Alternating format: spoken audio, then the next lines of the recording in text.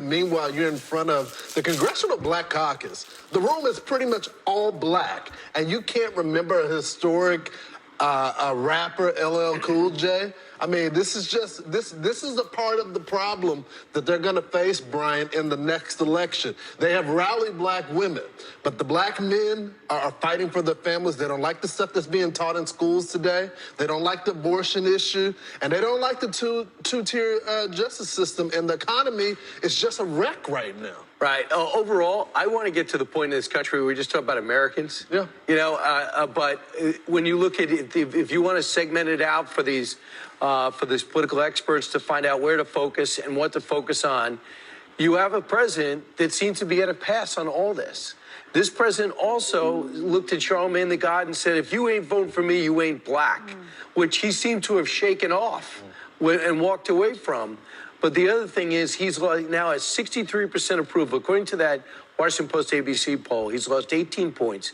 He's still got high 63% approval of the black community. But without getting 80%, that's looked at as a major loss. And the question is, what are the Republicans doing to win over the black community? Well, instead of just saying not to lose it, exactly right. What are they doing to win it? I love that Vivek Ramaswamy went into the South Side of Chicago and went in there and listened. Don't go in there and tell me, I'm just what to do for you. First, listen, find out what the problem is, and see how you could address it. You know, the other thing about when he talked about LL Cool J, he introduced him like he's been listening to his music forever. I love him. Right. You know, he's an icon. He's a legend. Just like he's Hillary Clinton in the hot sauce. Yeah. And then he doesn't even realize that he messes up his name. So that I had a problem with that. I don't think he's racist. I don't think he meant probably the boy comment to be racist, maybe, right? I don't think he's racist. It's another one of those things. It was in a teleprompter. Maybe it's just look, we all have trouble reading teleprompters from time to time. Yeah, but it's LL Cool J. It should roll off your tongue. Yeah, that should. I mean, think they should just scratch it. That's not that hard, really, and neither is LL. It was just so unauthentic, saying he's one of my favorites, basically. He's such a legend, but he didn't even realize what the legend's name was. He didn't know who he was. He didn't know who he was. That's how it came off to me. Maybe I'm wrong. Well, you remember also last week he was in front of the Hispanic caucus, and he called them the Black Caucus. Black Caucus. Yeah. I mean, if you can confuse that when you were in front of the That was a room full of caucus. Hispanics, and he called them the Black Caucus. To say he cares about different groups of people. And look, I want us to move forward as Americans as well.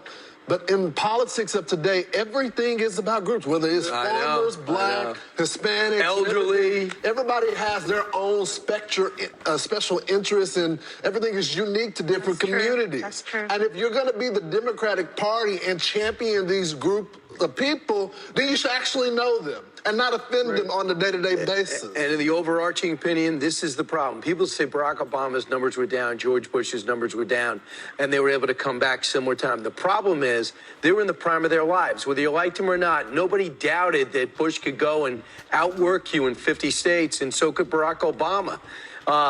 He would go out there and he'd try to win it off. There was a strategy there. It was to rip Mitt Romney apart, and George W. Bush, the swift voting of John Kerry certainly helped.